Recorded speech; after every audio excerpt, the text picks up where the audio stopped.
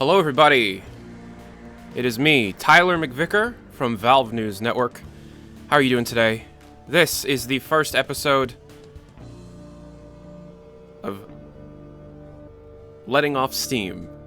The name itself was actually something that the community had come up with, and I'm a big fan of this name. Yesterday in the community catch-up episode I put up, I requested a name for a radio show I've been thinking about, and user London Jolly came up with the name Letting Off Steam. This is an idea I've had for a while. This is an idea I've wanted to do for about 2 years.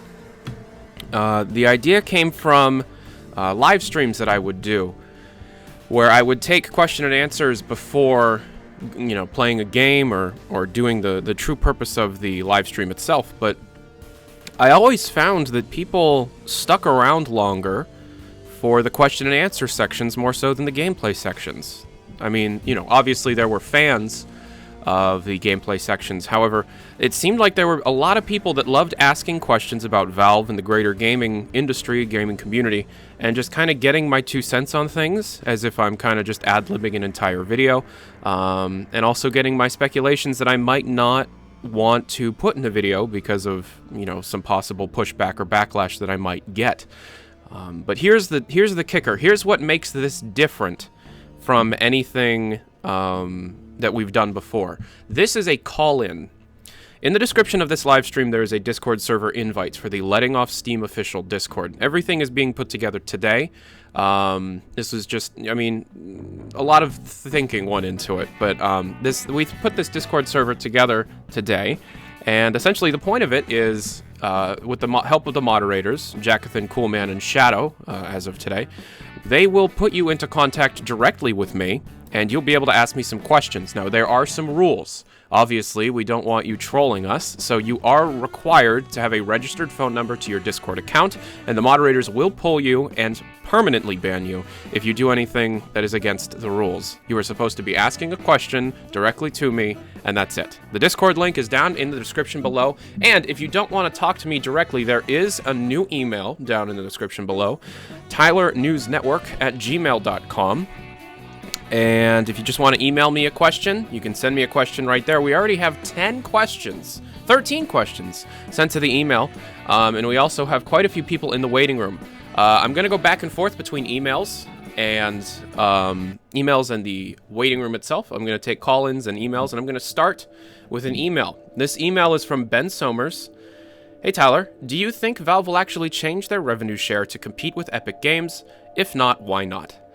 No. I don't think that Valve will be changing their revenue share anytime soon, just for the sole reason that their entire business model is based around the idea of the 30% share.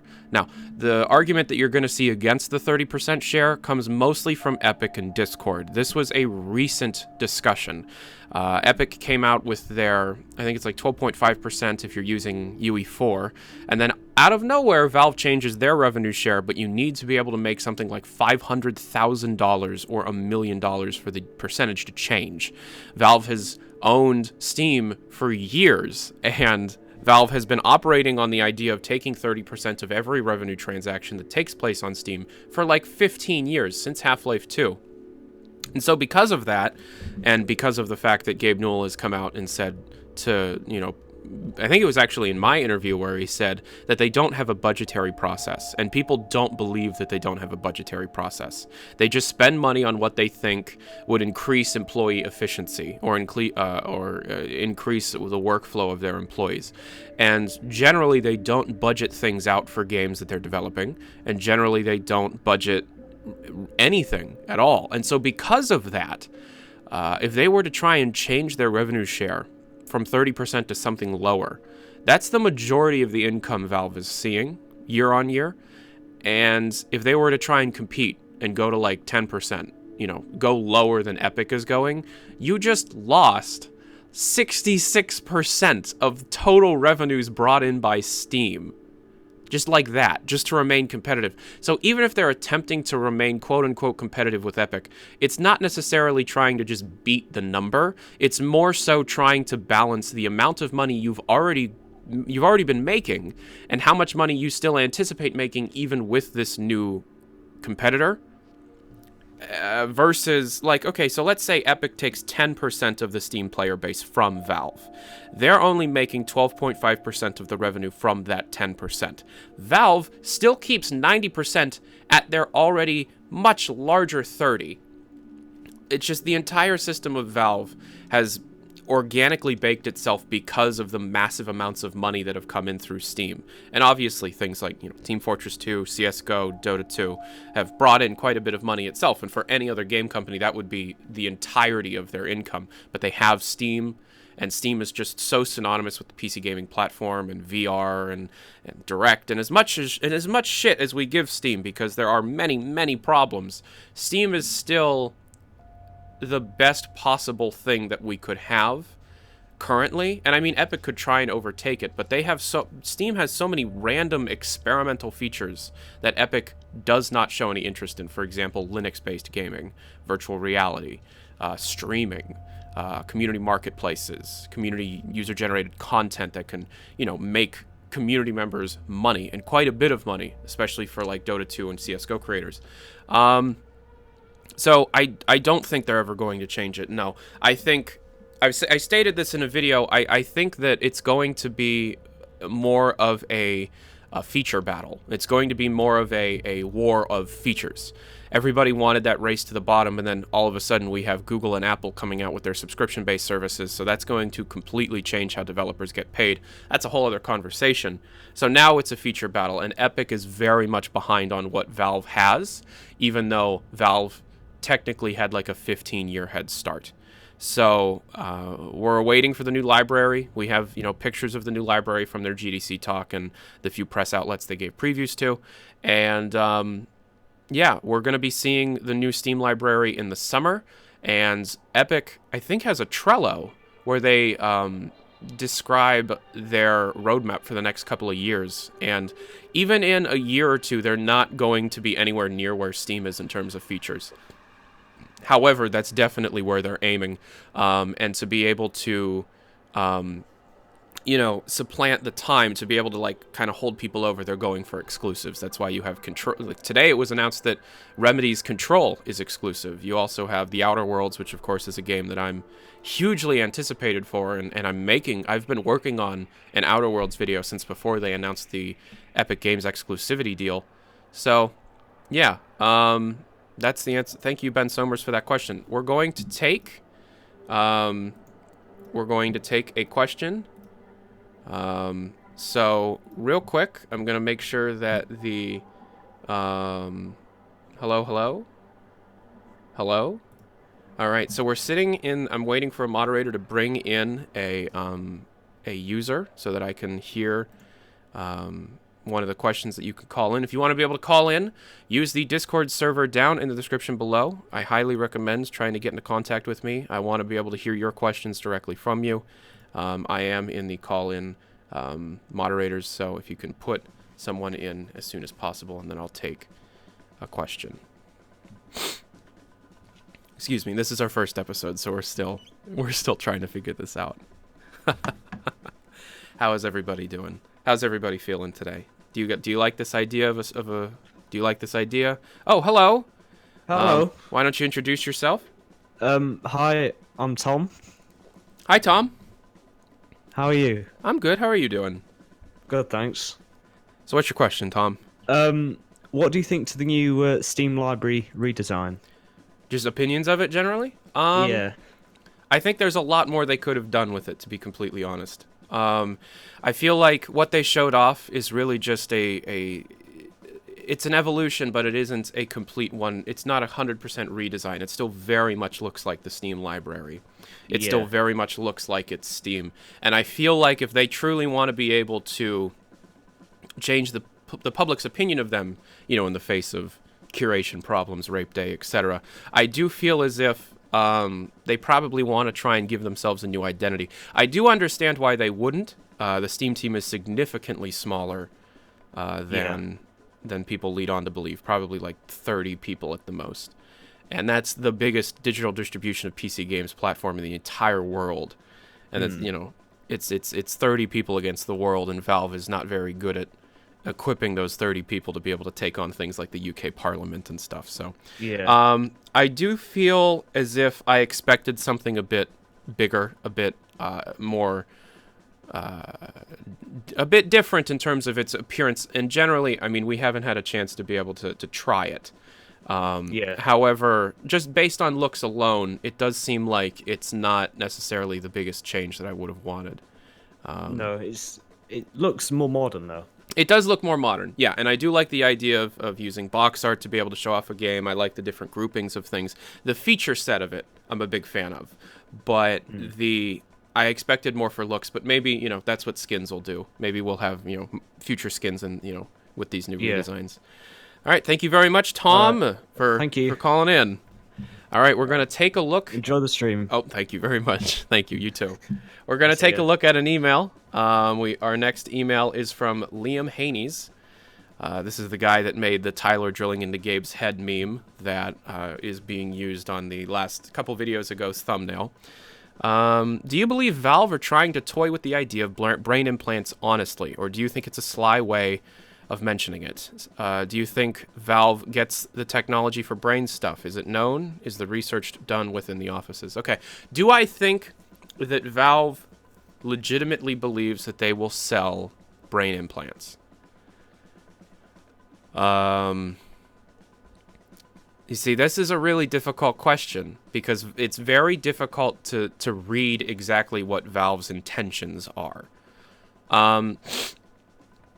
Because this is coming from a place where someone like Gabe Newell is a billionaire, and Valve as a whole is one of the most profitable, if not the most profitable, independent video game companies in the world.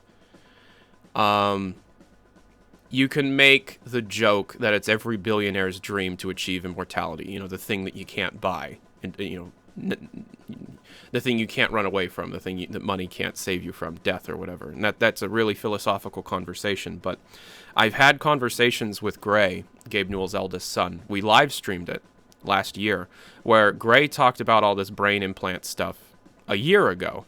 And some of the stuff that he discussed was very scary. And some of the stuff that he stressed when talking about brain implants was that immortality is achievable by adjusting the speed at which our brain processes information. So like living a minute in half a minute. You know, if making the time that you are processing within your brain more efficient using implants and stuff.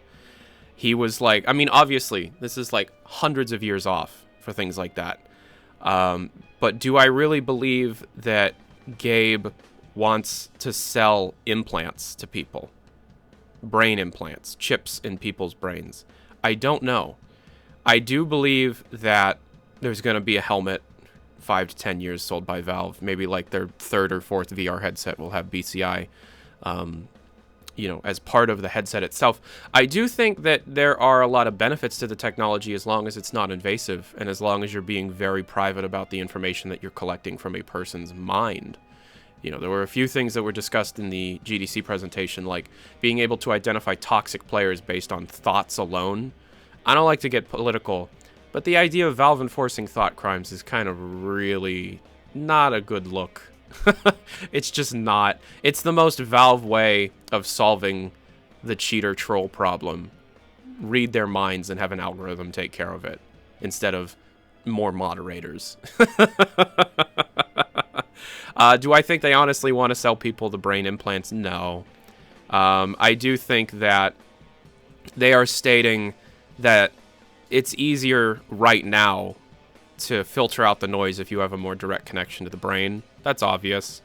And I do believe that it might be something that they're willing to do if somebody is very much up to the task of getting the implant. I have heard some Silicon Valley types try and explain away the implant to me as being incredibly uninvasive. It's not that invasive. It's not that big a deal. Stop making a big deal out of it. It's not that invasive. And if you hear Valve trying to make the argument of it's not that invasive, then yeah, they're going to want to try and sell it. I just don't know exactly who the hell would want it. And I don't know if Valve is the kind of company that could that could solve this problem. You know, I don't know if Valve is the kind of company that could... somebody worded it really well in the reaction video that I put up with all the comments of the audience reacting to the problem itself. I don't think that Valve is the kind of company that could set up such a system in place where it be super easy, super uninvasive, super painless, and zero problems with the procedure itself. You know, there are so many regulations that would be around putting chips in people's brains on a commercial level that it would just... No, I don't think that... even if they wanted to, I don't think legally you are anywhere near a society that would accept something like that. Now, the helmet is it's a completely different conversation. The helmet might happen. The helmet has a very good chance of happening. So, all right, we're going to take another caller. This next one is going to be as soon as they drop them in.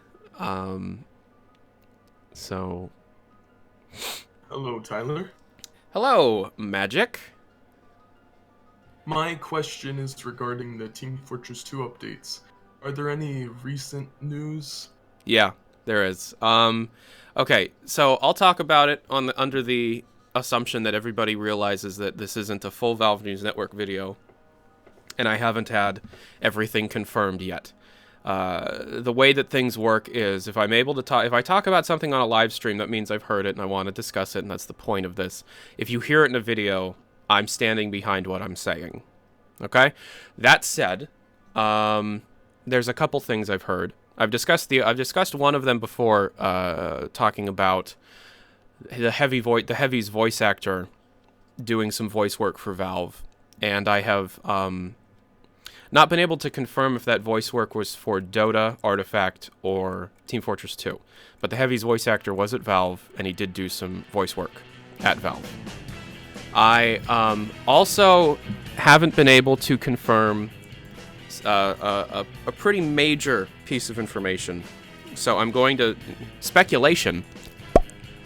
The thing is, Valve has been giving some tours lately, and I had somebody message me saying that they were given a tour at Valve, and then I sent the description of their tour to a couple Valve employee friends of mine, and they said, oh, that sounds like that guy got a tour, but I can't confirm the details of his tour, obviously, because I can't give you, insider information. And then, and this person also said, like, oh, this person set up my tour, this was the person that gave me my tour, and all the names line up. So as of now, take everything that I'm about to say with a grain of salt, but it seems like the person who was given a tour that messaged me was legit. However, this could be one of the people that are trying to feed me incorrect information just to, like, pull stuff over on me. This person has told me that they are going to be giving me some proof soon, in terms of pictures of the offices and stuff like that, and the emails to set up the tour, and I'm waiting on those.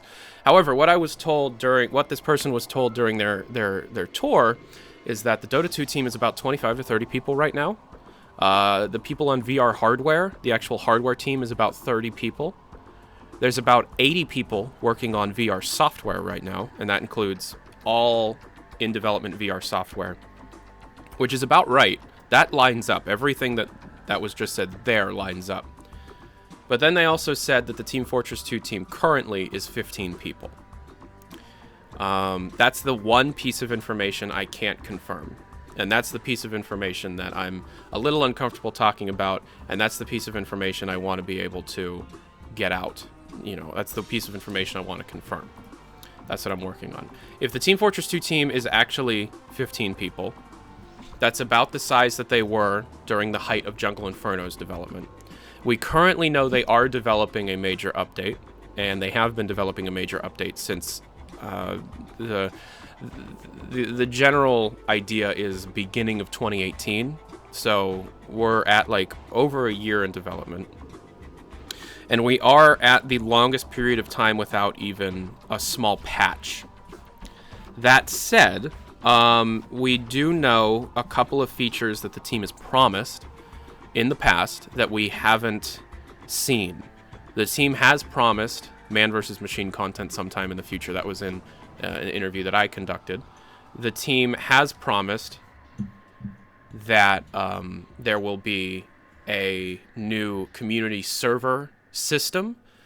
This was confirmed. I forget who was given the tour, but a pro TF2 player was given a tour back in 2016 where Jill told the person during the tour that a new community server browser is one of their big things that they're working on, a new system for community servers. And then very recently, someone posted an email that they got from Jill on FacePunch saying that the community server problem is still very much something in their minds and is still very much something that they're working on. So that is a feature that you could probably expect in the next update, if not the update following, is something to be able to alleviate the community server problem. On top of that, you also have Moon, Robot Destruction Asteroid and Payload Cactus Canyon.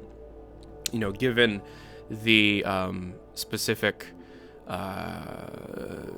we were told specifically back in August of 2017 that those maps are still very much in production and they're still very much being developed. And so what we're kind of waiting for are those maps to come back. Those haven't been updated in years. But those are three features that we're aware of being in development that we have yet to see out of an update. And I'm hearing that the team is 15 people. And I'm also hearing that the update has been in development since the beginning of 2018. Now, the problem with these claims and the problem with everything is that it's impossible to be able to confirm right now exactly what is going on, if the team even exists. So this is, let me try and enunciate that better.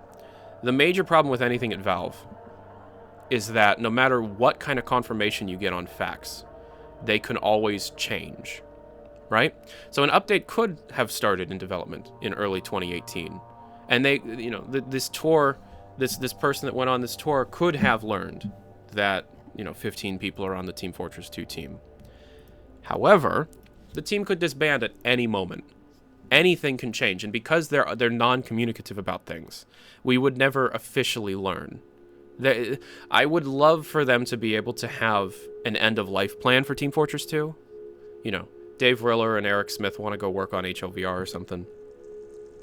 And they just don't have time for Team Fortress 2 anymore, and they just don't want to work on it anymore. They would never come out and say, that's all, folks. They would never tell you. They never said that Left 4 Dead 2's development was over. They never said that David Defeats Source's development was over. They never said that Steam VR Home's development was over. But it's over. They're not working on it anymore. And you're never going to get that for Team Fortress 2. As much as the community deserves something like that, you'll never hear it. Because the moment that you hear, yeah, it's over, is the moment UGC stops getting created, and the community will die a lot faster than if they have some kind of hope to hold on to. So, I hope that answered your question. That was a lot longer of an answer than I anticipated it being. But thank you for your question, Mr. Magic. Thank you. Yeah, so we're going to go over to an email. This next email is from Beat Crazy. Do you think the Source engine runs poorly on modern systems? Would you consider that a reason for Valve to speed up the development of Source 2? All right, so you're asking two very different questions. Does Source run poorly on modern systems? No, because on modern systems, that's like using a giant semi-truck to carry a fucking marshmallow across the street. The Source engine is poorly optimized, but most modern systems will run it with very little trouble. That isn't the problem. One of the major issues that you run into with Source engine is that you have a large variance in computing power between users. Team Fortress 2 is free to play. Csgo, they're all free to play. Csgo, Dota 2, Dota, TF2, they're all free to play. And one of the major reasons why, for example, something like Csgo can't get, one of the major reasons why Csgo can't get 128 tick servers is because there's a large group of people that play the game whose computers would not have been able to handle that. Now they're making movements, to be able to alleviate specifically that situation by ending XP and Vista support. But the problem with Source Engine isn't modern systems. It's people that are on computers that are not modern.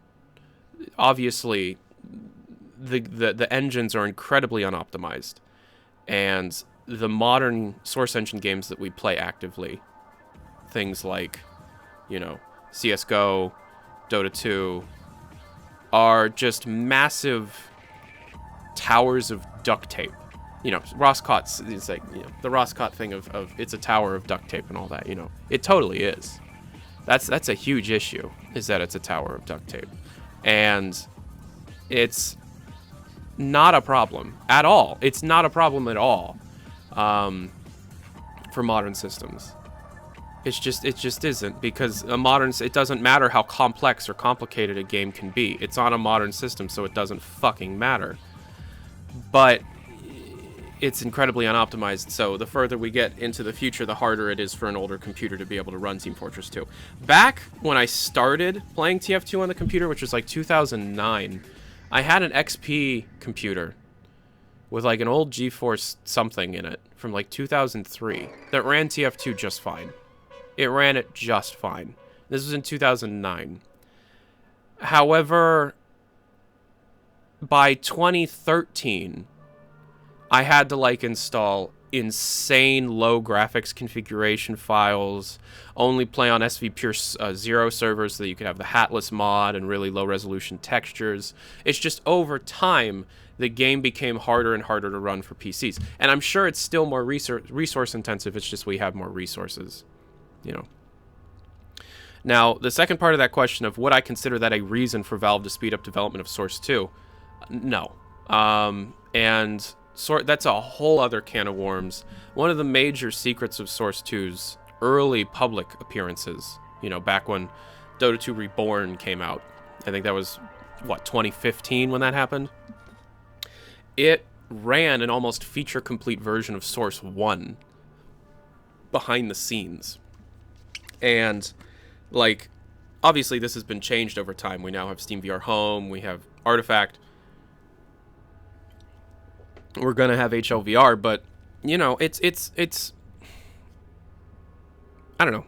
It's an interesting question. So, and I'm sure somebody else will ask a more specific Source 2 question, but Source 2 is so behind the curve because it's already kind of obsolete, and Valve knows it. So they have to keep adding new features to make it more modern. But then those features take too long, and they don't get it out. And they just need to bite the bullet and get the tools out, because they talk about and have talked about a lot how the major feature of Source 2 that will sell the engine is its ease of use for user-generated content, which essentially just means the most intuitive tool set, game development for dummies, this kind of stuff. So, I mean, the fact that they haven't been able to release even the tool set means that isn't done, and those might have been empty promises.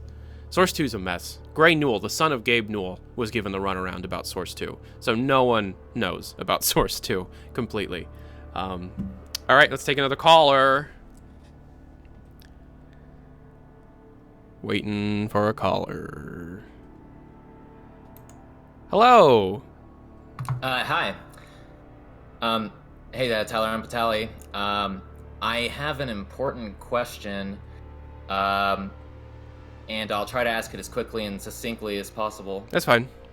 But the question is, well, I've always noticed that Valve, they've had a very open approach to Steam, and they're a private company, so they get to make a lot of decisions about the platform. Mm-hmm. But they've always, it always seems like the language they've kind of put out and what they've been wanting to move to and what they've been is they take the cut to provide the platform, and then they give the tools to the developers and the users, and that's basically it. Mm-hmm. But I've noticed especially this past year, but in recent years, there's been more of a call from media outlets and other sources, and then they're getting criticized by Epic with them doing their new launcher. Mm-hmm. More calls to crack down on, say, things like offensive games or offensive groups on the platform. Mm-hmm. So I'm wondering what your opinion is on that, but what you think Valve's opinion is, and where they are right now, and what decisions you think they might make in regards to decisions like that. I tend to support them. I've been a fan a long time, and I think they've made great decisions so far, and I like I tend to want the platform open. It's hard to make calls about offensive stuff, but that's just my opinion. Okay, so it's a complicated question, but it's a good question.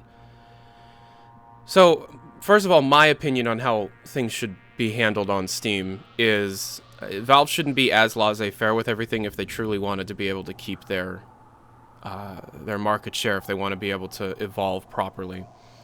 Everything that Valve does, it seems as if they're trying to be... Okay, so let's back up here, actually. So the thing that's repeated all the time for anybody that speaks to Valve, you're going to hear the phrase at least once: money is not the scarce commodity. The scarce commodity here at Valve is employees' time.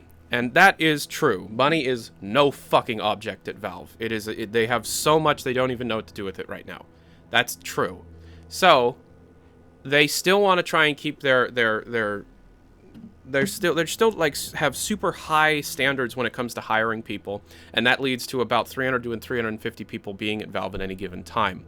And you have all of these massive things that they're trying to do. You know, develop the future of VR, try and keep up to date the biggest PC gaming platform in the world, and try and update the games that everybody, you know, Csgo, TF2, Dota 2, some of the biggest multiplayer games in the whole PC space. And it's just being done by like 300 people. So the hands-off attitude of everything is very understandable when you remember that, you know, they're trying to be able to divide up the time and the labor of all of these enormous tasks by only about 350 people.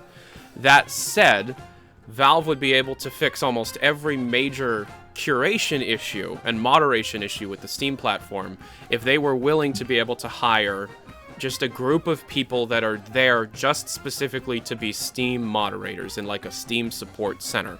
They would never do it because they would be considered Valve employees and they would be a structure, and everybody wants to stay away from that. But if Valve was willing to try and put more human interaction and less, what is it called? Like, algorithmic action when it comes to the major problems on Steam, then they would see a pretty big return of public, like a public opinion of them. Now, what does Valve think? Valve thinks that if you give enough time into the creation of these algorithms, if you give enough time to the creation of these programs that are put in place to be able to like not need as much human interaction, you're freeing up more time for your employees to be able to do more in the offices, and that is always more important. You know, you can take some bad publicity if it means that your employees have more time to be productive on things that create more value. Curating and moderating the Steam platform doesn't add as much value as adding a cool new feature to Steam. You know, even though Gabe says that you can't eat marshmallows all the time, it still means that, you know, it still means that a lot of the work that the Valve employees are doing is chosen based solely on the interest of doing those things in the first place. You know, you need to do the more difficult stuff, but usually people don't do those difficult things. That's why their development repository is a nightmare, and they have no idea where some of their older stuff is, and, you know, they can lose files and stuff can explode and stuff like that. Anyways, thank you for your question very much. Hope that answers it. Yeah, thank you very much. Yep, and let's move on to another email. All right, this one is from Callum. Hey, Tyler. What would you like Valve to do? What moves would they take? Where would they announce stuff, and when? How would the internal structure change? Thanks in advance. That's a lot of questions. What would I like Valve to do? Well, I mean, there's the dream answer, and then there's the realistic answer. What would I like Valve to do? I'd like Valve to talk. Okay. Dream situation, because I obviously fantasize about this stuff a lot. Valve should hire a really dedicated journalist, wink wink, to write a coffee table book about the last 10 years of their company in as much detail as you possibly can without hiding things. They should come out with a coffee table book about all of the troubles and all of the things that they've learned.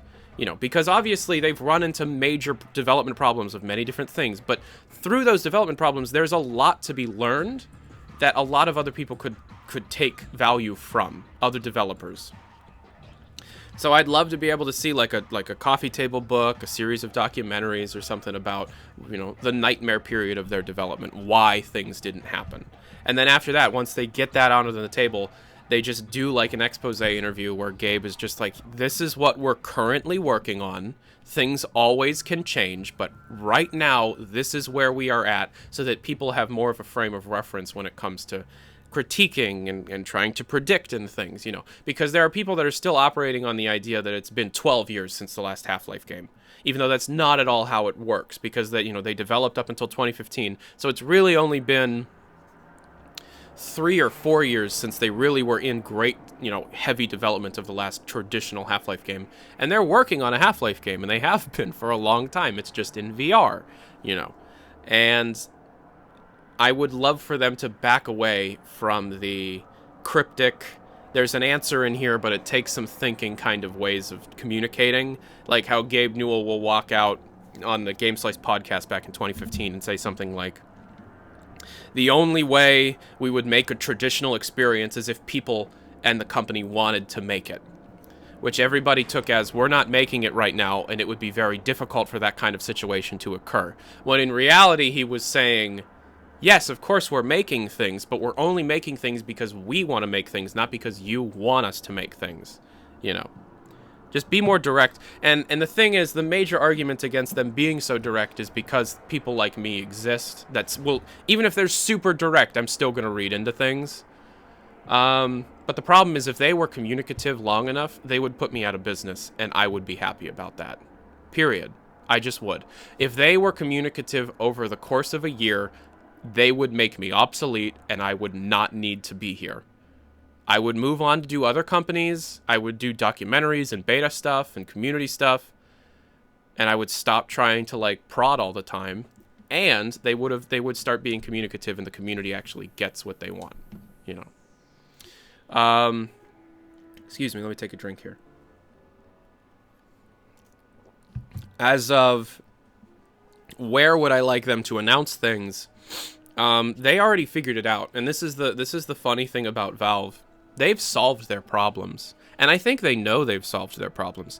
Their communication problem was solved in February of 2017 when they invited press members to do a roundtable.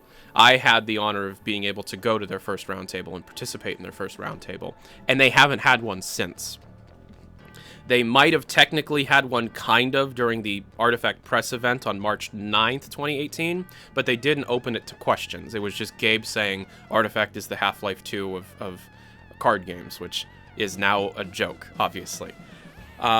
They could just do that. They could schedule those once every year, once every 2 years, and just let people ask any questions. But the thing that I would love for them to change is, if you're inviting people out, if people are paying for plane tickets, if people are paying for hotels, if people are paying on their own dime to get there, and you're using this platform as communication, and you're using the audiences that these people had built up over the years as your means of communication so that you can avoid going to conventions, and you can avoid trying to work towards deadlines that other people set for you, then you need to answer all the questions that are asked. I got laughed in the room. People laughed at me when I asked a Half-Life question when I went to that round table. Just think about that. I paid like $1,500 for the plane tickets. I paid like $1,000 for the hotel stay because it's in Seattle, and they gave me a week's notice to set all that stuff up. And they laughed at me when I asked a Half-Life question. If you want to go the Valve Direct route, which Sony and Microsoft are doing, you know, you can always do that, and that'll work. But it won't work as well, because you need to be able to have the kind of interaction. Because what you could end up doing is you could set up a camera in the room, and I might experiment, if I ever am invited back again, I might set up a camera plugged into a laptop, live streaming the event. You know, imagine that. If I was live streaming the event, taking questions from the community and directing those questions right to the Valve employees in real time. Imagine somebody doing something like that. That would be the most insane day ever. But no one's going to do that, and Valve won't do that because they're waiting. I was told literally 2 years ago that the next roundtable will be when they have something to talk about. And so that essentially means they've had nothing to talk about for 2 years. So Also, there's the problem of there's always the problem of the disagreements within the offices. Everybody needs to agree on something for something to happen. Otherwise, you go against people. You could fuck up your evaluations. And I know for a fact Doug Lombardi did not like the roundtable. He didn't. He thought that was a waste of time. He thought it wasn't worth doing. And he said that he would never organize another one after that one back in 2017. Gabe loved it, but Doug hated it. And Doug is the one that would arrange something like that. So if you want to see another kind of direct communication thing with Valve, Gabe Newell's email is open. Tell him that you want to see another roundtable. I'd love to go. I really want to go back, you know? The difference between early 2017 Valve News Network and now is that I have a lot of contacts in Seattle, and I'd be able to make like just an absurd number of really great videos if I was there, you know? Anyways, let's take another caller. This looks like this next caller is a username Rickety Split. Hello, Rickety Hi, Split. Phil, how are you? Good. How are you Hi. doing? I'm good. I've got a bit cold, but I am fine. So, what's your just question, get my- sir? My question is, if Half-Life VR is the game where you play as Alex in between the events of Half-Life 1 and 2, Yep. do you think you'd be wearing a prototype of the suit that Gordon wears in Half-Life 2? Because Kleiner mentions that it's an updated version. Ooh, that's a good question. I don't know. I don't know. That's a good question. Probably not. Would Alex be wearing a prototype version of the Half-Life 2 suit? It's an updated version. It's the HEV Mark V. Yeah. And I don't know. I mean, it wouldn't really be. So you're playing as Alex, and the major issue there is you need to be able to communicate to the Half-Life player that you are Alex, and that means, you know, your arms are going to be wearing a jacket, and you know. You're going to be holding that gun that transforms into an SMG and all that. If you look down and you're wearing an HEV suit, what differentiates that player character from any other Half-Life player character, other than maybe like Barney Calhoun and Adrian Shepard? I understand where you're coming from, but the thing is, I think the main reason that there is the HEV suit is because it's sort of like an excuse, if you will, not an excuse, but the same reason that Barney has the thing that he wears along with Adrian. Yeah. It's a way of explaining why the player can take so much damage without dying. That's a good point. Other NPCs can. The specifics of exactly what Valve wants to end up doing to explain things, explain gameplay mechanics and stuff, they're always in a state of flux. They can always change at any time. You know, Yeah. I remember someone described to me their experience playing a demo of HLVR once, and their crowbar didn't work or something. Like the crowbar was broken and it just didn't work at all. But that was like 2 years ago, so I'm sure the crowbar works now. You know, I don't know. That's a good question, but I would really need to think about that. Thank you very much for asking it, though, because now I'm gonna probably talk about something like this in a video. So. By the way, have you seen the Gmod add-on that lets you play in VR? Because I have seen play that. Half-Life 2. Yeah, it's great. I'm gonna be doing. I'm probably gonna be doing a video on that this week, actually. So. Nice. Good talking to you, sir. Thank you. Yeah, thank. Alrighty. Next email. But yeah, I will be playing the Gary's Mod VR thing. Brings up a good point.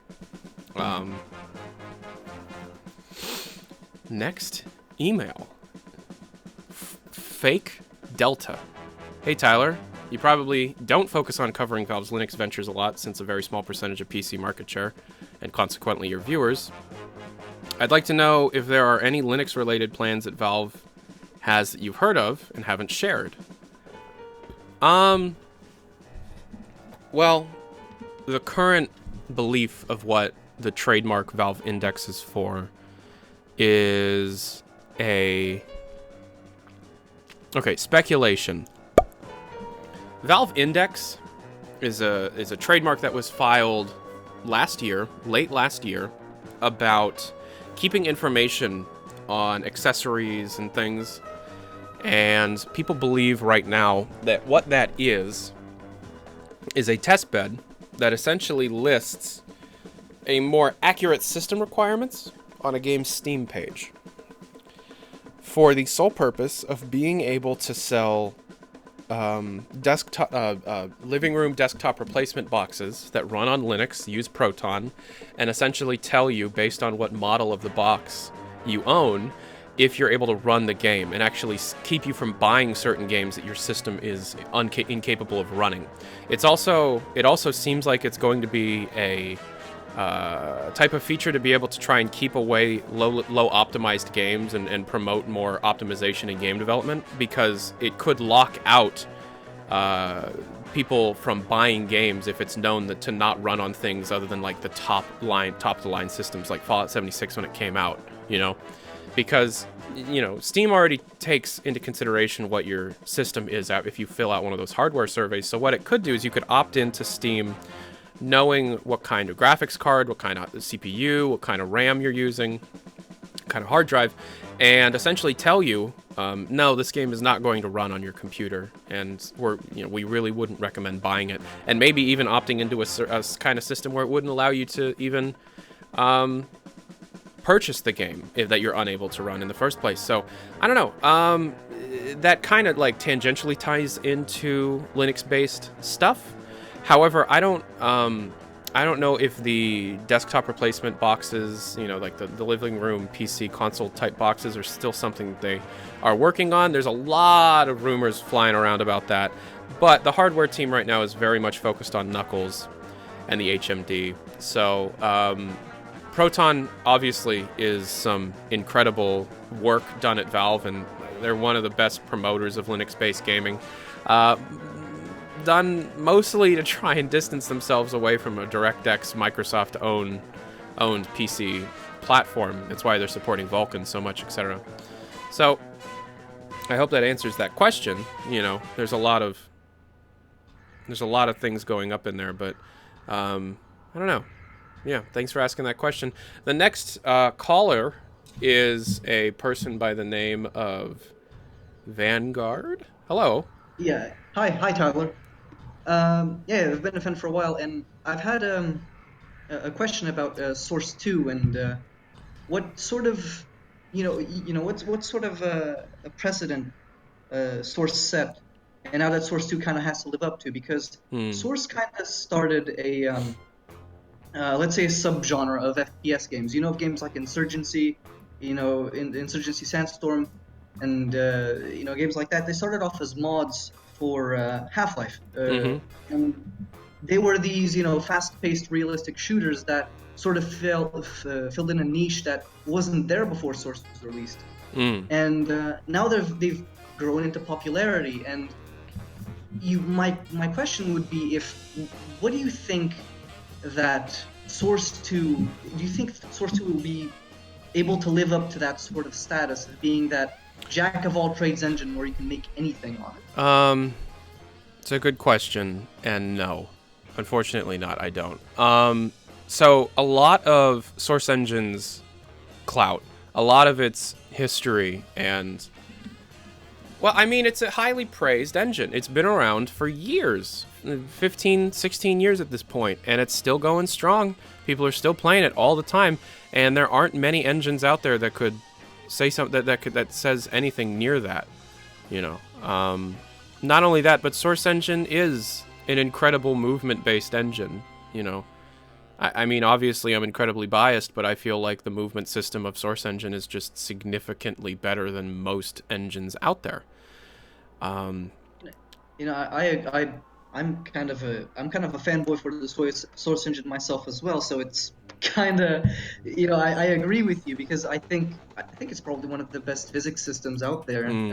In terms of like physics alone, of how things move, and ragdolls and physics and whatnot, I think there hasn't been a better physics engine inside of a game engine before. I think that's just because of Havoc being good. Yeah, well, it's very much one of the best interactive physics engines that you get to see in a video game. Half-Life 2, being able to just pick up most of the objects around you in a very easy to understand and easy to manipulate way, is just, it's insanity. Because even if you play a lot of Fallout, even if you play a lot of Grand Theft Auto, the physics interactions between the player and objects are very limited, based solely on just, the expense of those interactions. And Half-Life 2, I mean, that game came out in 2004, and you can pick up anything, you can throw the crap, you can run around, you can do some crazy maneuverability. But the problem is, it's 15 years old, it's 16 years old, people have had immense amount of time with it. So no matter what comes out, it'll never live up to the rose-tinted glasses standards that a lot of people have. That's just how it's going to be. Source 2 could be the best engine ever. It's not. It's not even completed, and it hasn't even really been in active development in years. And it's now just kind of a purpose-built engine thing for VR, and I have no idea what's really going on with it. But Source Engine was created with a really clear goal in mind. Make Half-Life 2. And because of that, it was designed specifically with that game in mind. But at the same time, it was designed to be very moddable, because that was very much appreciated and expected at the time. And it was designed to have physics interactions be some of the most principal features of the engine itself. And nowadays, things are becoming so consolidated and samey that you need to be kind of crazy to even find a feature that differentiates your engine from others. For example, brain interfacing, So... Oh god, you're putting a chip in your head to play games Yeah. nowadays. So... That's the next thing. Do I think it'll live up to the standard? No. Do I think... And there's no reason to even talk about other questions, because there is no... The engine is a mess, so there's really nothing else to say about it. But thank you very much. It's like there's barely any information on it. It barely anything knows. It used to be this thing that seemed to be this like sequel, kind of like in comparisons to like Half-Life 2 being the Half-Life 3 of engines, and we're coming out with a new engine, with a new physics engine. We're coming out with a new rendering engine. Yeah, but that was 4 years ago. Yeah, yeah, I know. So... You barely hear anything about it, and it's just fucking we use it for menus and stuff. Yeah, we use it for menus and stuff. Exactly. Thank you for your question. Thank you. I gotta get going. Thank you. Appreciate it. Thanks. Oh man, we use it for menus and stuff. Fuck that. All right. We use it for menus. Fuck, that's exactly what they use it for. Do you mind if I voice of God something really quickly? Yeah, go ahead. Tanuki Suit is in here. Would you mind giving him the mod role, because I can't see? Tanuki, say something. I don't know. I mean, he can't say anything. Wait. We'll deal with this later. Tanuki's in the server or on YouTube? Yeah, he's in the server. Was he in the waiting room? Not in the waiting room, but you should be able to go into the members list and do that. Whatever. I'll do that. I'll do that later. Yeah, I'll do that later. All right. Thank you, Voice of God. We got to keep going with this. No problem, all right. This next one is from Jasper. What do you think the next big genre in the general gaming market? When do you think rotations of genres will happen, and do you think Valve will tackle the future genre? That might be a big one. Excuse me. Do I know what the next big genre is going to be? No. It'll involve guns, and it will involve multiplayer, and it will involve it'll be some kind of shooter that is multiplayer. It doesn't really matter what it is, to be completely honest, because the genre switching is something that just naturally occurs, but due to many factors, it speeds up over time. Do I think Valve will take on that genre? They might prototype something behind the scenes, but they will release it very late. They were a couple years late to the card game genre. They were about a year or so late to their battle royale with the thing. Goldberry Animations donated $10 and asked if I could do weekly Source Filmmaker things. That's a good idea. Like a weekly recap of the best Source Filmmaker stuff. weekly series for me are very difficult to keep up with, so probably not. And also, Source Filmmaker, there are some very dedicated people out there, still working in Source Filmmaker. The issue that we run into nowadays with Source Filmmaker is that the majority of the quote-unquote popular content is adult-oriented, which I part of me is like, Valve had to know that that's what they were developing, It's, I don't know. It's a good idea. I probably would not be able to get to it. I'm going to do one more email here. So this one's from Elias. Hey, if you were offered a job at Valve, any position, would you take it? I'm asking since I'm split on if you like Valve or not. Well, I mean, any position, no. I'd need to be in a very specific position. If they hired me to be a programmer, I'd be fired in a week. I'd love to be a community manager, obviously. I'd love to be just PR. I'd love to be something community related. And unfortunately, they don't see a need. I mean, some might, but the general gist of the company is that they don't see a need for community managers. They just don't. So I don't know. If they offered me a community management position, I'd take it immediately. Yeah. But they probably won't, and I'll probably have to be very active in trying to convince them to let me have that, which will be something that I'm going to be doing in 2 or 3 years. Once I'm graduated from school and I have enough money to move to Seattle saved up, then I'll really push for that. But, I mean, it's a good question. I just don't think it's going to be happening soon. All right, so now let's take another caller. The next guy is Penn. Hello, Penn. Hi, Tyler. I wanted to ask you, what's the favorite kind of video that you've made? Like, you've done, like, the unseen beta content, the data mining, and just, like, the general game news. But, like, what's been your favorite style of video? Ooh. Okay. I really like that question. It's kind of fun to talk more about my work than Valve's work once in a while, so I appreciate the question. My favorite kind of video that I make. There's 2 answers to that. The first type of video I really like making are big news just hit, and I like to see the comments of, holy shit, this video was very fast. How did you get this done so quickly? Those are fun. Like, in the moment, those are really fun when, like, a Csgo or TF2 update hits, or a big leak just happened, or there's, like, a big thing everybody's talking about. I love doing those types of videos. However, those videos can be kind of stressful in certain situations. So, for example, it's a long story, but I was living with Electra's dad for a couple months while I was in between apartments. And, he lived like an hour away from where, like, all of my friends and family were. And so I was in the car driving home, actually driving to my parents' house. And while in the car, Electra was on her phone, and my phone started blowing up. And I'm like, what the fuck's going on? I was not near a computer. I'm not able to make a game or anything like that. I mean, make a video. And Artifact was just announced at TI7. Artifact was just announced at the International. I was in the car, and I was like, Electra's like, hey, Valve just announced a game. I'm like, fuck off. What the hell are you talking about? Valve just announced a game. She's like, yeah, it's a Dota card game. And I go, you can fuck right off. That's not true. But then, yeah, like within 5 minutes, I learn everything about it. And I'm like, oh God, we turned the car around and I had to get that video out quick. That's one of the stressful things is if I'm not at home, because I work from home, if I'm not near the computer, I need to drop everything and get that video done, Yeah. So my absolute favorite kind of content that I make are the long-form documentary-style cut content videos, without a doubt.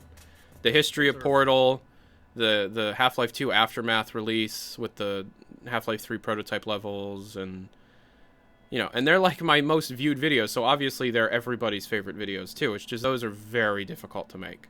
Those take forever. Yeah. The history of Portal, which was made 3 years ago, and it still stands up really well compared to most videos from that time. That video took me 3 months of pretty much nothing but straight work on that. And I mean, the person I was working with at the time on that video made things a little more difficult than they needed to be, but I rewrote that script like 10 times, and there was a lot of digging through the files that were leaked at the time, and there's a lot of stuff going on. But thank you very much for asking, and thank you for calling in. I appreciate it. Thank you. Thank you very much for moving me, and Tyler, have a good. You too. All right, next question is from crazy email. It's like all gibberish. Love what you're doing. Your format's really special, and your dedication is beyond commendable. I appreciate it. My question, do you think a change of hands / Gabe resigning would be beneficial to the company? Where do you think problems are coming from? I'd love to hear your thoughts. Well, if Gabe were to retire, would Valve start releasing games again? No. Gabe is not the reason why games aren't coming out, per se. It's not one person. That's oversimplifying the problem, and that's kind of scapegoating at the same time. The bulk of the issues just come from the fact that when the problem compounds on itself, and the problem over time takes on a much bigger form if you don't try and fix it, you know. And the major issue was there was just too much. The company was open to if there's a disagreement, then things can, you know, train wreck. And and the more and more people that you add into the company, the bigger the company gets, the less likely the flat management structure is to succeed. And there were a lot of canceled projects because of massive disagreements and the ability for any one bad person to gain an audience with other people and essentially, you know, screw any development up. It's a very complicated problem. Gabe is not the issue. The issue is just the company is too big for the flat management structure to work the way it is intended, and Valve is. It seems like they're attempting to fix it by bringing back cabals in a much larger sense, but they're not willing to make major adjustments to how they hire, fire, evaluate, etc. So, I don't know. Is there a way to fix it? Yeah. Will they make the adjustments needed to be able to start releasing games frequently again? Probably not. All right, let's take the next caller on. Hello, Mr. Unrepresentative. Jeez, I thought it would be Vic. Sorry, 1 second. Yep. I was just here to ask, man, about with the current climate of esports. What do you feel about that? On just like with Dota and other things oriented around that. So the thing about esports and me is that I understand their importance and I understand their popularity, but esports in general are not something that if I wasn't Valve News Network, would be paying attention to whatsoever, to be completely honest. And even on that, I really only pay attention to the Team Fortress 2 competitive scene closely, which is some people would laugh at because Valve doesn't seem to give a shit about. However, like, you know, if you go into the Dota 2 or the Csgo subreddit, it's mostly just esport discussion. You know, you don't have a whole lot of community-created discussions or UGC discussion or meme discussion or jokes or in-jokes or things like that. It's just like, oh, this player's on this team. Oh, this player left this team. Oh, this player was caught cheating. He's going to leave that team. Oh, this team won. And that's all it is. And that's fine. And I understand that there's a place for that, but it's really difficult for specifically to Dota 2 and CSGO to find communities that just want to discuss the game itself and not the competitive scene around it. Which is what I want to do. I want to talk about the maps and the history and the content like we do with Team Fortress 2, but there just seems like it's a much smaller community. As for esports itself, yeah, it's just I'm not that interested in it. I don't have the time to sit down and watch entire competitions and stuff. I'll watch the international. I'll watch a Valve-sponsored major.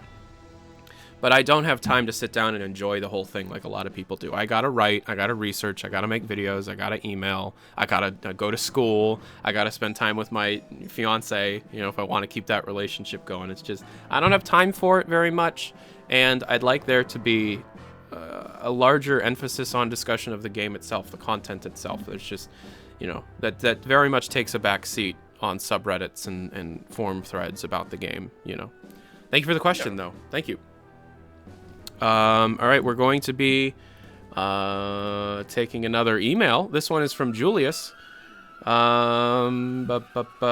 one, is there any word on what Valve plans to do in Epic in order to isolate Steam from the rest of PC gaming? They really do not have a plan. Is there any info regarding the other 2 VR games made beside HLVR? Yes, good question. All right, there is speculation. So Valve has announced a couple times, first in February 2017, and then throughout the last 2 years in multiple places, and most recently through emails, that there are 3 VR games in development. And we really only know about one, HLVR. So, number one, the major assumption that you can make is that we are either assuming some of the strings that we say are for HLVR are for another VR game and we're not able to separate them out, which is possible. Or the other 2 are made in Unity, so we're not seeing strings leak through because there's no other project that's updated that's, you know, that would have strings leak through the code base, you know. Now, specifically to gameplay or features or things that you can expect to find in these other 2 VR games, there's a couple things I've heard, but this is speculation.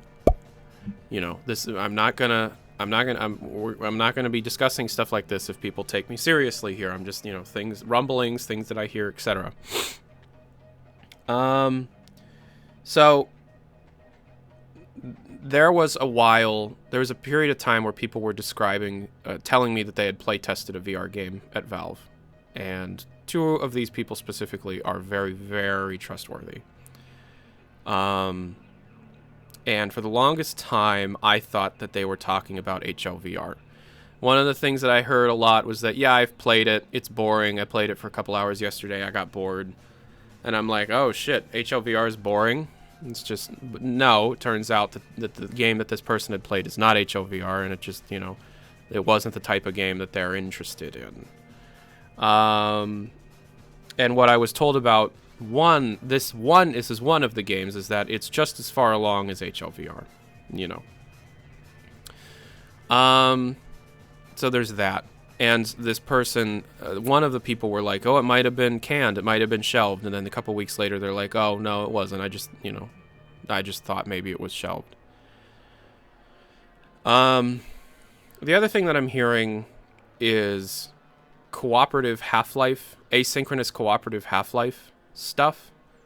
$50 from Blatant Throwaway. Have you ever considered doing a community meetup? I live in Northeast Ohio area and I'd love to meet you. We are considering it. If you know where the used video game store Stone Age Gamer is, Salem, Ohio, I might be doing a meetup there, but I'm in negotiations with that company right now. So back to what I was saying. I have been hearing about an asynchronous VR multiplayer cooperative Half-Life game where one player is Gordon and the other player is Alex, or something like that. Maybe not Gordon, but one player is one, you know, popular, maybe Gordon and Barney, maybe Barney and Alex. And I don't know if this is an added feature to HLVR, where HLVR will be like Portal 2 in that it has a co-op and a single-player mode, or if it's its own game in general. But the idea of Valve making an asynchronous multiplayer game is interesting for the fact that that means that the entire game can be played on the PC itself, which would solve a major issue in trying to sell the game to the general public. You know, you have a player playing on the computer and experiencing the game, but only part of the game, and they want to try to experience the other part, so then they are kind of forced into buying a VR headset through experience. That would work. Now, whether or not that's happening, whether or not it's true, you know, I'm still waiting for other people to reach confirmation for me. I'm doing some data mining on some more obscure Source 2 software this weekend. It's just going to take 12 to 14 hours to, millions of lines of code I got to sift through and stuff like that. Why the heck are some people saying that Valve has something planned for April? Because there are trolls. If you hear anything about, they might talk about something in April, the person saying that is likely from one of those groups trying to feed me false information. April is when Valve goes to Hawaii. Nothing is going to get done in April. They're not going to talk about it in April. If you hear, they might talk about their VR stuff in April, remember, they're planning their Hawaii trip in April. That's not true. They're likely trolling, and they're likely trying to get me to report something incorrect. Do you think Valve could have their own cloud gaming service, considering the rise of such services? They could. Would they want to? No, because then it kind of defeats the purpose of buying things on Steam. All right, let's take the next caller. Hello. Oh, hey, what's up, Tyler? How you doing? I'm doing great, man. I've been watching you since like 2013. Oh shit! Don't tell me that. That's too long ago. Oh no. Oh, sorry. It's okay. It's okay. What's your question, dude? You're an old man, Tyler. I am an old man. Okay, I actually emailed Gabe about this a while ago, back when he was still answering emails. Never got an answer though. He still is. If you didn't get an answer, he doesn't want to answer it. He reads all his emails. Probably. Yeah. But my question was, how would he feel? Well, I guess I can just ask you. How would you feel about them putting games like Left 4 Dead 2 or the Left 4 Dead series in general, like on Switch? Actually, my favorite Valve game series, other than I guess TF2. I mean, Left 4 Dead's pretty great. For me specifically, Left 4 Dead is best experienced when you're all playing in the same room. I've had a couple of incredible gaming experiences back when I lived at my parents' house, like in 2012. All of us on computers in the basement playing Left 4 Dead 2. Some incredible days, incredible times. I'd love to get that shit back. But anyways, it's an interesting question. Should they put, specifically to Left 4 Dead, I don't know. I can't speak to any franchise in particular. That said, Nintendo did approach Valve. I talked about this in a video. Nintendo did approach Valve and asked for an exclusive. They obviously didn't get anything completed or even past the prototyping phase. Wacky. Yeah. Well, what a surprise. Valve can't get something done? No. No way. But will they ever release something on the Switch? Maybe. It really depends on if they could do something specifically on the Switch that would add value to the game more so than just porting it. The only way you would ever get a port of the game is if they're contractually obligated, and I don't think modern Valve would ever do that. Fun side note, the only reason you have Half-Life 2 on the original Xbox is because originally they were developing a cooperative platformer for the Xbox called Tebow and Kai. I made a video on this last year, and then that got canceled, and so they were just like, let's just put Team Fortress 2 on the Xbox when we release it this year, which was back when Invasion was still in development, but then they restarted development and started on what we now know as Team Fortress 2, and so they're like, fuck it, we have to get a game out on the Xbox. We signed a contract, they paid us, so they just ported Half-Life 2 to it, So, if Valve were to ever release a Switch game, it would probably not be a port, but an original title that takes advantage of the hardware. Whether or not they could come up with a Left 4 Dead concept that would best just demonstrate what the Switch is capable of, I don't know. Maybe if you could, maybe you could do like a top-down cooperative Left 4 Dead style game where you can do like a one, like so you can have each Joy-Con properly control a character or something like that. But that's be interesting. I don't know. I'm making that up, but unfortunately, I don't have much else to answer with that question because, I'd love to see like the Orange Box re-released on Switch, right? That'd be crazy, or like Left 4 Dead or something. But I don't know. With Nintendo porting like the Turok games or whatever they were called. Well, that was Night Dive. Yeah, that was Night Dive Studios doing that. And I'm sure Night Dive would love to put Half-Life on the Switch, but they do not own the licensing for that. By the way, anybody from Night Dive, if you're listening, I'm sure Valve would let you. Just ask. I'm sorry. Go I ahead. saw the graphics up too, and it just made me think of Gold Source, and that made me think, ooh, the original Half-Life trilogy. That would be awesome on That Switch. would be pretty sweet. Night Dive, ask them. I'm sure they'd let you. Yeah. Anyways, thanks for the question. I'm sorry I didn't have enough to say on that one. All right, let's move on to another email. What? Do you mind if I ask a question after you're done with this email? Oh, abusing your post? Okay. Yes. God powered. All right, next email. Do you think Valve will leave Lighthouse behind as they move to Gen 2 VR? Is Valve working on body tracking? Two completely different questions. Thank you, Will. Will they leave Lighthouse behind? Fuck no. Hell no. If you, I'm gonna guess that you haven't tried Lighthouse.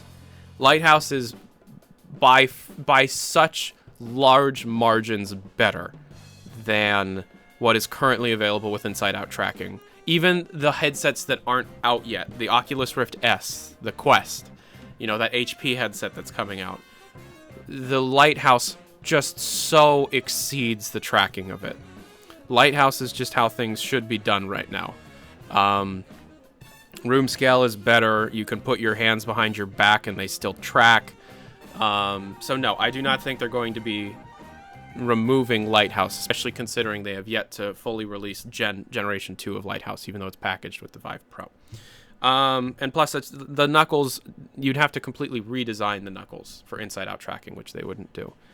Now, specifically to if they're working on body tracking, that's a completely different question.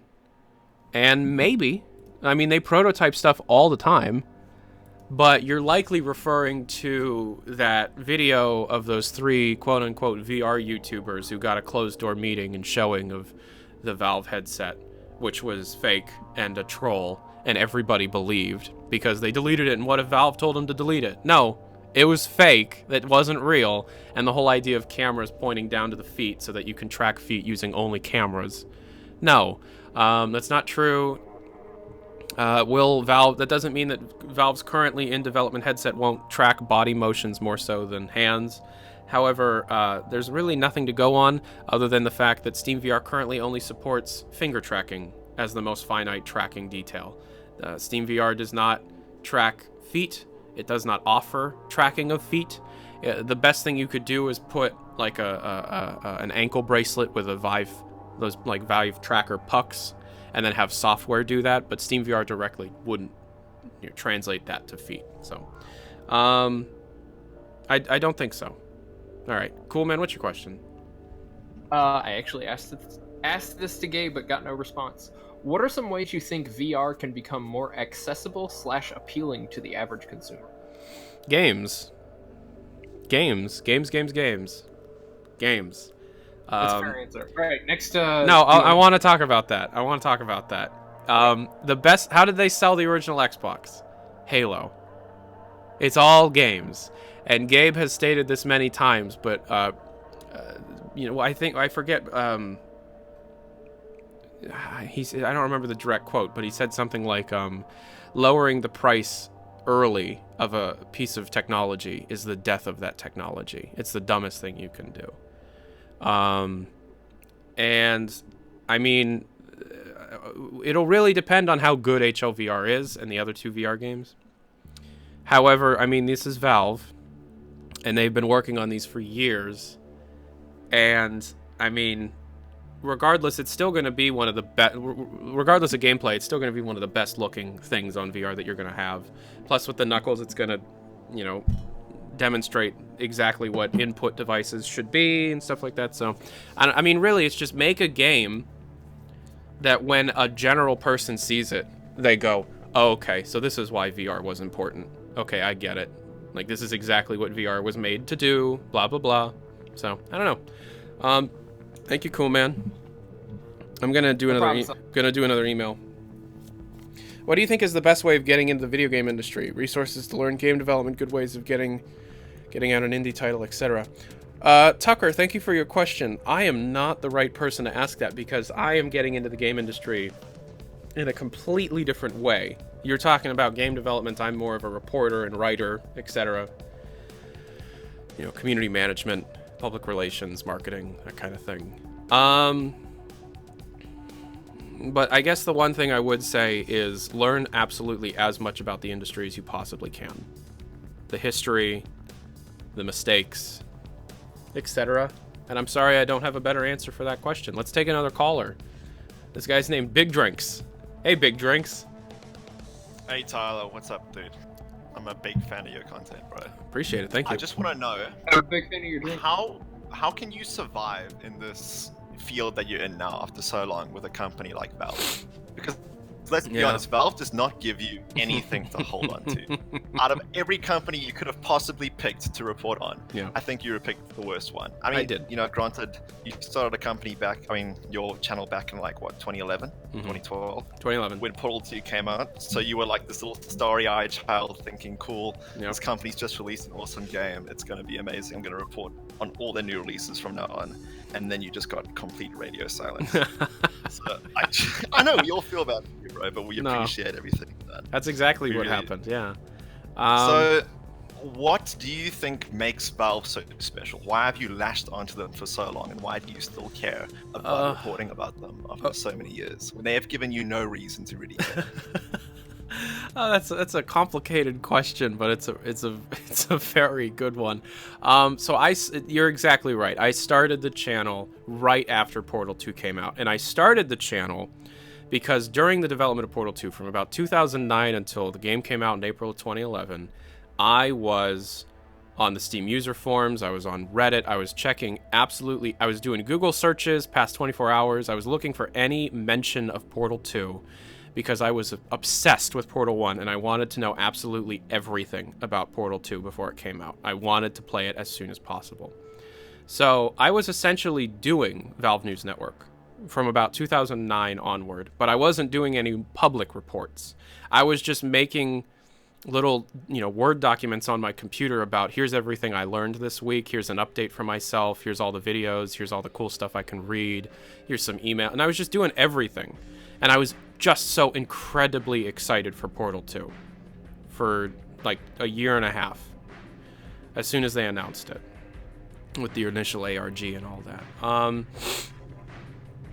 So I came into this thinking Valve can do no wrong, because what happened was between Portal 1 and Portal 2, I played the entirety of the Half-Life series, which I hadn't played. I played Portal before I played the Half-Life series. I had played Counter-Strike as a little kid, and I had heard of Team Fortress, but I had essentially just binged their entire back catalog as a kid between Portal 1 and Portal 2 in terms of their single-player stuff.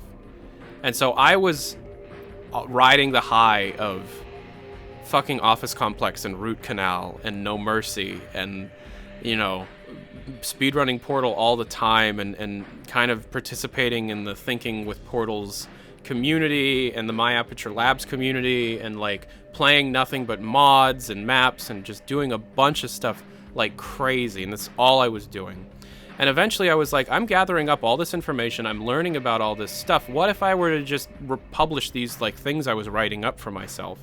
And I'm sure there's other people that want to know all this stuff, they just don't have the time. Because I was a kid. I was 13. In 2009, I was 12. And then I started publishing stuff when I was 14.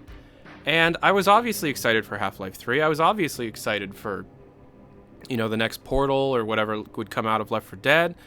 And it just so happens that I ended up picking to start really being a reporter on Valve the absolute worst time I could have.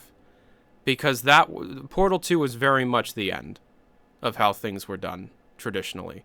Portal 2 was the last single-player title, and I'm still here 8 years later, frequently making reports on when their next single-player game will be, and there hasn't been one that entire time.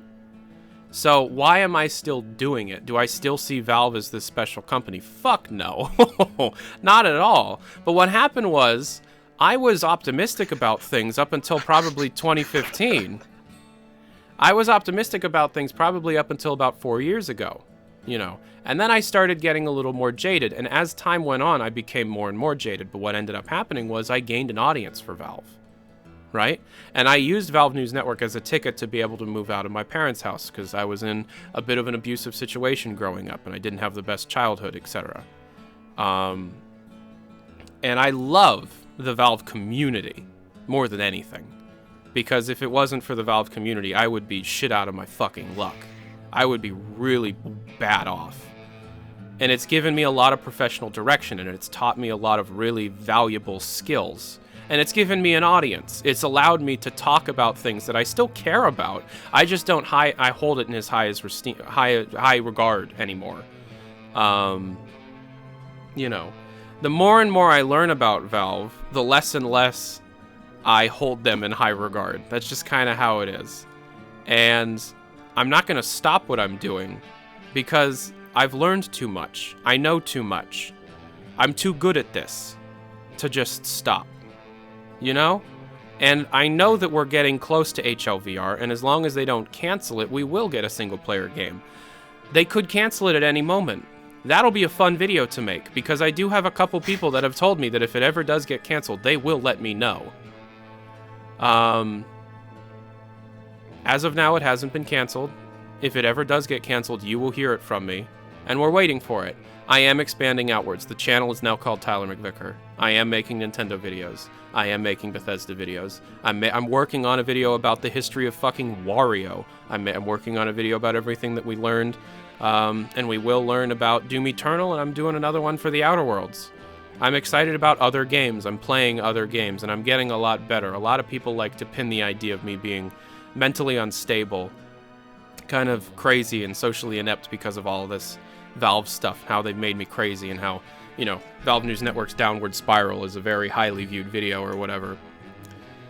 Like, yeah, I was pretty bad off for a while. The worst moment in my career was when I published Half-Life 3 development prototype levels, and then YouTube flagged the video, and I lost 1 million views in revenue, which was over $10,000. And that was at a time where money was very, very tight, where I could have very much used that money to pay bills, etc., and just make my life a bit easier. And things were very hard then, and things got very bad in terms of my mental state then. That was 2 years ago, and in the interim, I've gotten professional help, which I always recommend doing if you have any kind of problem, you know, mental issues that are going on. And essentially, I've worked through the issue of not, you know, I will admit that there, for a period of time there, my self-worth and my general feeling of just day-to-day life was very much dependent on if I thought Valve was going to release a fucking game. And that's incredibly unhealthy. But I'm very much past that, and I'm in a much better place now. And so nowadays, if you notice that I've been publishing a video like every damn day for like a month. This isn't because, like, oh, now I'm super optimistic about things again. It's just because I love doing this. I don't love Valve. I love writing. I love reporting. I love interacting with the community. I love learning. And, I mean, obviously this is my livelihood. Electra doesn't work right now. She can't. She's got epilepsy. She can't drive. So I support the both of us. And I'm in a very good place right now, and I'm very happy about that. And I really appreciate the question, and I love the opportunity of being able to kind of go off on that for a little bit. Thank you very much, Big Drinks. Thank you very much, Tyler. I really appreciate that as well. I think you're an amazing part of the community, and every time I see your video, it puts a big smile on my face, man. So keep doing what you do, and best of luck with the rest of your life, bro. Thanks, man. Appreciate it. All right, let's take a look at another email here. Tyler, what do you make news of Bethesda's announcements for games on Steam? Good question. That one is from Toby. So Bethesda, in case you guys don't know, Bethesda announced that 76 is coming to Steam. Fallout 76 is coming to Steam. Doom Eternal's coming to Steam. Rage 2 is coming to Steam. And essentially it's them waving the white flag for the Bethesda launcher. Thank God. What does it mean? Well, it means that Bethesda is standing behind Valve. And it also means that they think that the feature set that Steam offers is a better value than the added 18% that using the Epic Games launcher may bring, or the complete freedom that their own launcher brings. the ability to reach out to people, the larger audience on Steam, will likely do some good for specifically 76. You know, with these new event pages being able to advertise updates and stuff, I do believe that there will be a day where 76 is a good game. It's not there yet, but I do think that through updates and through, you know, fixing problems and over time, probably another year or year and a half, 76 will be a lot better, and they'll be able to advertise that through Steam a hell of a lot better than they could through their own platforms. So they're willing to give Valve the 30% in exchange for a much larger audience pool. It's a good question. All right, let's bring the next guy or girl in. Hello there. Hello there. Hi, my name is Rainbow Lord. Taylor, can I have a podcast with you? What? A podcast. What about a pod? I'm sorry, I didn't understand your question. Can I have a podcast with you? Do you want to do a podcast with me? Yep. I mean, maybe. I'm really busy as it is. Send me a DM with your idea, or a private message or something if you have a good idea on a podcast. If it's good enough, maybe. Well, I have discovered some secret games that Valve is planning. You just already seen one of them and heard one of them, but they are working on 2 separate games. Okay. And I know how their offices works and Gibdulan and shit. I have seen so much. Can you give us a hint on these games? It's like a little taste. Well, I think it's an RTS for one of them, because thanks to you, I know they are making one RTS, and they are working on another game, but I need more source code, I need more information about thanks to you. Alright, well, I'll think about it. I appreciate the question, but making some kind of like big show commitments that take a little bit more time. So if you have any ideas or whatever, I recommend sending them to me either through Twitter or Discord, and I'll try and get back to you, alright? Thank you for the question. Thank you. Alright, we're going to take a look at another email now. And this next one is from EAZ. Hey Tyler, do you think Valve is working / will be working on non-VR projects in the future?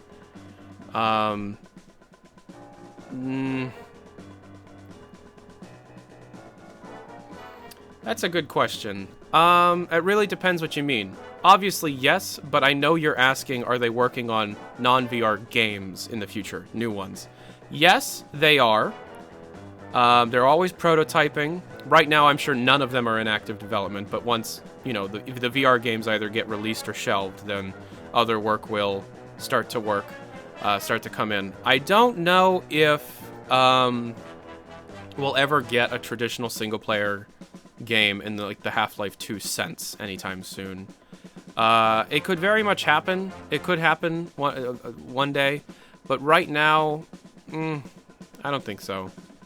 I don't know. There's really not a whole lot to go off of on this kind of thing. We really just know about the 3 VR titles, In the Valley of Gods. I mean, In the Valley of Gods is a traditional title, but, you know, it's not what you want. You want a first-person shooter.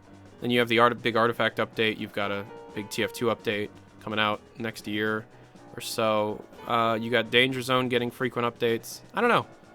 All right, let's take another caller. This guy's named Tim. Hello. Hello, sir. How are you? I'm good. How are you doing? I'm not too bad. So basically, my question is primarily about TF2 and its future in competitive. Okay.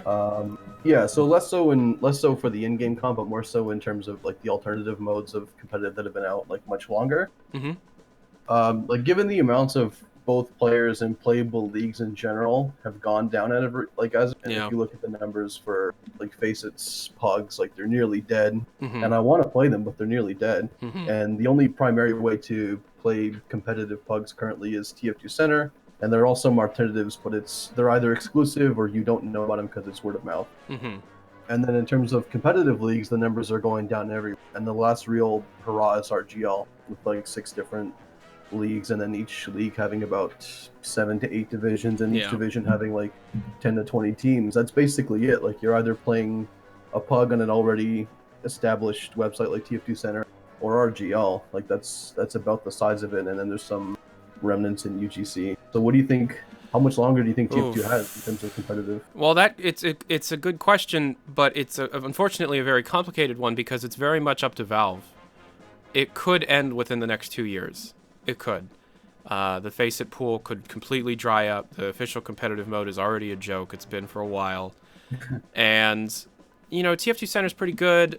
I mean, I've heard complaints about how certain things are handled, but it's generally where people go. And then you have UGC, but, you know, like you said, it's like invites and you need to be a team, blah, blah, blah. You're talking more about competitive pugs, like exactly the kind of thing that Faceit brings to the table. The whole point was for the official competitive league to replace it. That was the whole point. That's what we all wanted. We wanted, you know, we were told for years that the TF team was paying very close attention, communicating with Banny and maybe just Banny. I don't know. Do we know if they communicated as closely as they did with Banny with other professional players? I don't think we do. They could tomorrow come out and very easily just be like, okay, we're going to have competitive seasons. You can have buy-ins. We're going to host like $1,000 tournaments every month.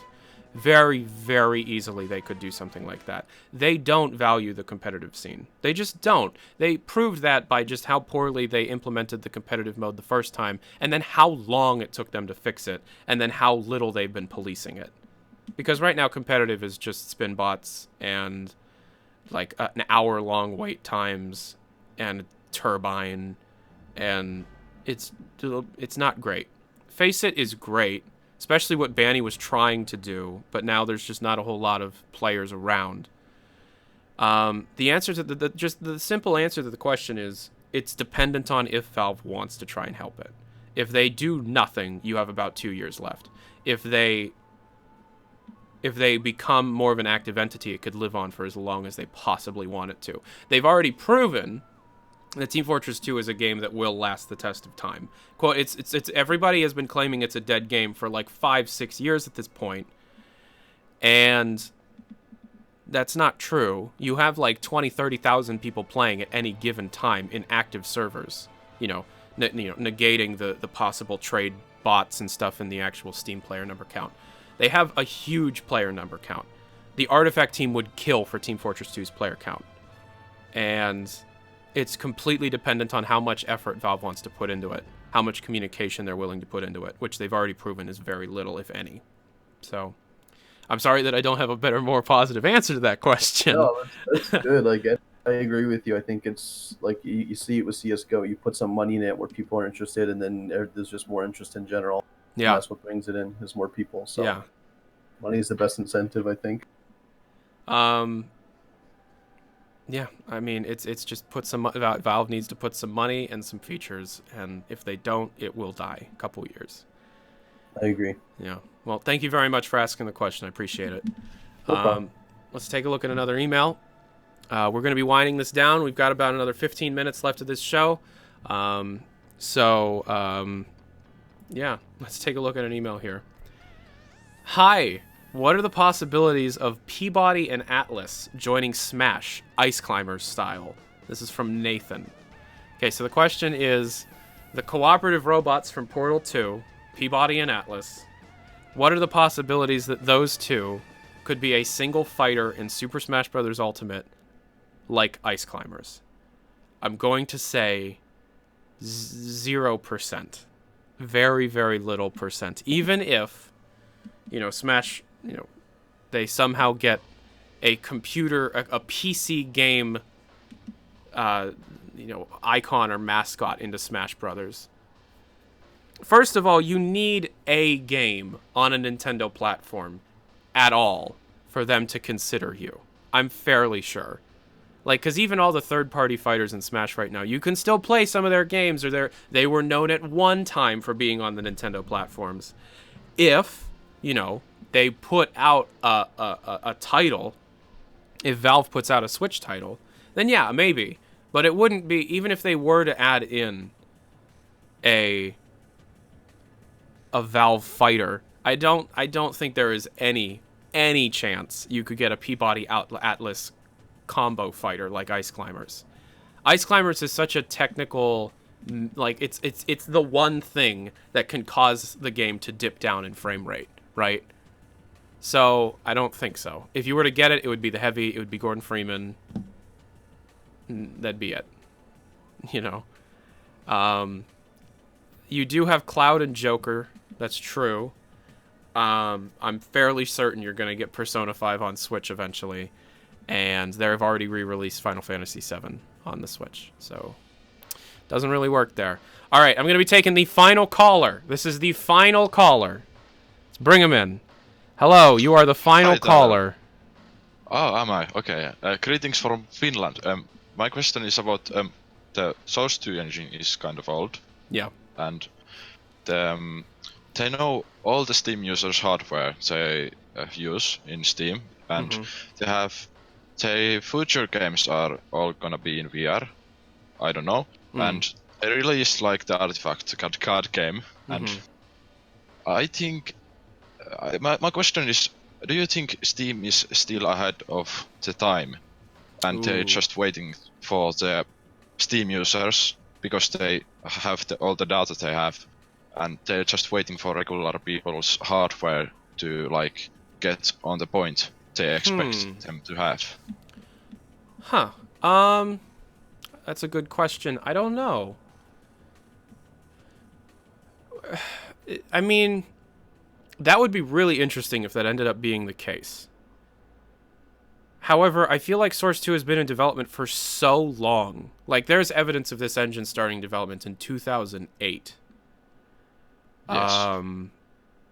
If they were predictively developing this game 10 years ago, 11 years ago, for PC spec hardware that wouldn't be around for over 11 years, that's insanity. However, I mean, obviously development purposes change. It's been a long time. I'm sure they've changed their focus and their meaning many different times.